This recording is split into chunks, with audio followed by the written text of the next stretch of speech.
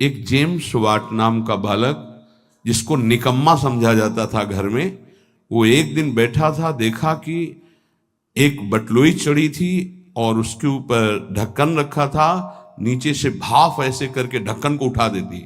उसने फिर वजन रखा, फिर भाप बनी और उठा दी, फिर वजन और बढ़ा के रखा, वजन बढ़ाता गया, भाप उसको उठाती गई। उसी ने इंजन की रचना की थी, जेम्स वाट। आप इसका भाव समझ पा रहे हैं हम क्यों उदाहरण दे रहे हैं? जब आपके अंदर अग्नि पैदा हो रही है, जलन पैदा हो रही, तो आपके जीवन को भगवान की तरफ ले जाने वाले पावर को उठा जागृत कर रही। तुम विचलित होकर उसे विषय भोगों से पुनः शांत कर देते हो। उसे शांत नहीं करना, उसको और बढ़ाना है। आग को जितनी बढ़ जाएगी उतनी जोर से अध्यात्म की तरफ आप चलोगे। उल्टा मत चलो, उल्टा मत सोचो। ये आग समन का अवसर नहीं, आग बढ़ने का अवसर है। आग बढ़ने दो, वही तेजस्वी बनाकर तुम्हें अध्यात्म की ऊंचाई पर चढ़ा देगी। उस बात से अनुभव किया कि भाप में कितनी ताकत है। अगर ये भाप मिले तो बहुत बड़ा कार्य चल सकता। तो वही कोयला झोंककर भाप पैदा करके इंजन के द्वारा ट्रेन निकलवा दी, और उसको सब निकम्मा समझते थे। बस वो विचार, ये चिंतन का विषय। हमारे अंदर जो आग पैदा हो रही, कामाग्नि, क्रोधाग्नि, लोभाग्नि, उसे हम सह रहे हैं। उसको सह रहे हैं तो एक पावर बन रहा है। वो पावर आपको सीधे भगवान की तरफ बढ़ाएगा। अगर आप उसको बुझाने में लग गए तो वो इधर आध्यात्मिक शक्ति क्षीण हो जाएगी और भोगा शक्ति बढ़ जाएगी। ये अनुभव की बातें हैं। आप इसको सहना सीखें, मिटाने में काम नहीं बनेगा। सह करके प्रभु की प्राप्ति हो जाएगी। सहना सीखो, सहना हमारा परम धर्म है। सहन कर गए तो महात्मा, टूट गए तो विषयात्मा, और फिर हमें पता नहीं ये अवसर जो मिला है कब मिले। इसलिए सावधान, सत्संग को सुनो और उसका मनन करो, उसको जीवन में उतारो, तभी लाभ मिलेगा। नहीं रोज सत्संग हो रहा है और अगर आप सुनेंगे नहीं तो 1 घंटा 1.5 घंटा बैठ लिए, फिर वही मनमानी चिंतन, ठीक नहीं। ये 6 बातें जिसके जीवन में है उसके अंदर भक्ति की निष्ठा जागृत हो जाती है और वो सिद्ध महापुरुष हो जाता है। फिर पहला, हर परिस्थिति में क्षमा। बहुत कठिन है, बहुत कठिन है। कोई अपराध पे अपराध करता जा रहा है, हम क्षमा पे क्षमा करते जा रहे हैं। बड़ा प्रभाव क्षमा का है। आप तो क्षमा कर रहे हो, उसका परिवर्तन शुरू हो जाएगा। क्षमा में इतना बड़ा बल है कि जो अपराध कर रहा है उसका परिवर्तन हो जाएगा। क्षमाशील ही परिवर्तन कर सकता है। क्रोध करने वाला या दंड देने वाला महान नहीं माना जाता, क्षमाशील महान माना जाता है। दूसरा, कभी भी किसी भी परिस्थिति में समय व्यर्थ न जाना, वस्तु, व्यक्ति, स्थान के संयोग में।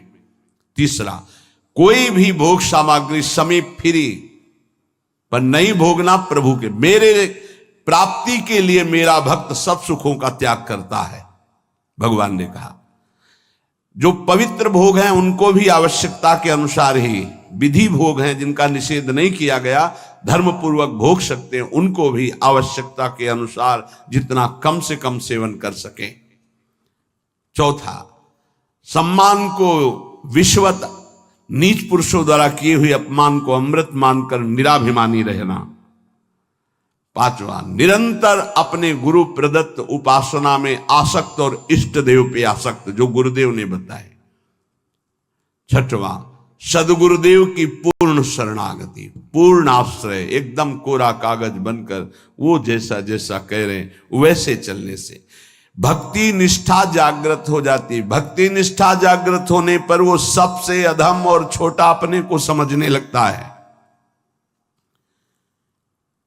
अपने को इतना तुच्छ मान लेता है कि उसके भजन, सेवा, सद्गुण जितने हैं उनका उसके अंदर अभिमान ही नहीं आता। इसी कारण वो सिद्ध हो जाता है।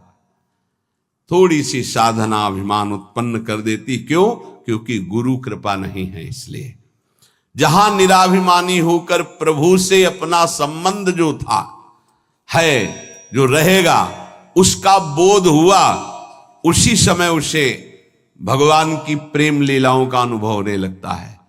कभी रोना नहीं आता किसी को, मेरे साथ प्रभु कितनी कृपा कर रहे हैं, कभी रोना नहीं आता है।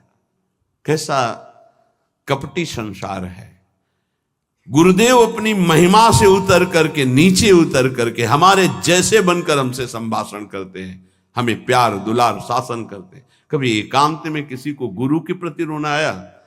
मोटे मोटे आंसू सामने गिरते देखते हैं अपनी वासना की पूर्ति के लिए, अपने मन की शांति के लिए, हमारे मन को सुख मिले, बस। कभी ये रोते कि अहो कृपालु करुणामय, आपका कैसा स्वभाव है, हे स्वामिनी आपका कैसा स्वभाव है? कभी ऐसा नहीं। विश्वामित्र जी भगवान के प्रति शिष्य भाव किया तो भगवान शिष्य बन गए।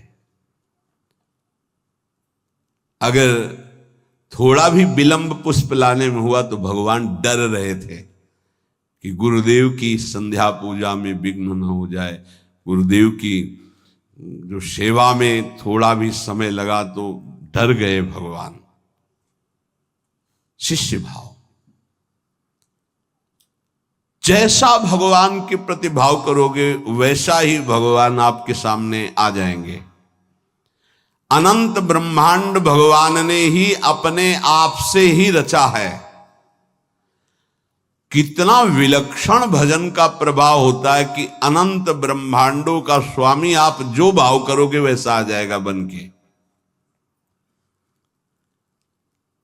अगर आप भगवान को भोग रूप में चाहेंगे तो भोग रूप में भी आ जाएंगे। ऐसा ही है, बड़े कृपालु हैं। जिस रूप में आप चाहेंगे भगवान आ जाएंगे।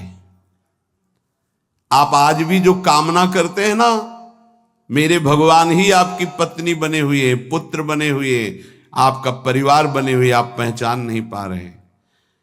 जो हम कामना करते हैं ना कि आज ये, तो भगवान वही बनकर आ जाते हैं, वही पदार्थ बनकर आ जाते हैं, वही व्यक्ति बनकर आ जाते हैं, वही वस्तु बनकर आ जाते हैं। यद्यपि भगवान ही है, दूसरा कोई नहीं है। वही अपने आप को प्रकट किए हैं। उपनिषद में आता है एकाकी न रमते। खेलने की इच्छा हुई तो दूसरा कोई हो तो खेले, तो अपने आप को इतने रूपों में खेल में फैला दिया। एकाकी न रमते, भगवान ने अपने एकोहम बहुश्यामा, मैं ही बहुत रूपों में हो जाऊं, और वो अपने आप से अपने आप में खेल रहे हैं। 3 खेल हो रहे हैं यहां प्रगट में। एक हो रहा है सृष्टि का सृजन, बराबर चल रहा है, सृजन भी बराबर चल रहा है, पालन भी बराबर चल रहा है, संहार भी बराबर चल रहा है। सृजन होता जाता है, पालन होता जाता है, संहार होता जाता है, सृजन होता जाता है, पालन होता, संहार, ये बराबर लीला चल रही है। किसका सृजन? अपने आप से अपने आप का सृजन। किसका पालन? अपने आप से अपने आप का पालन। और किसका संहार? अपने आप से अपने आप के ऊपर संहार लीला, किसी और की नहीं है, वही है।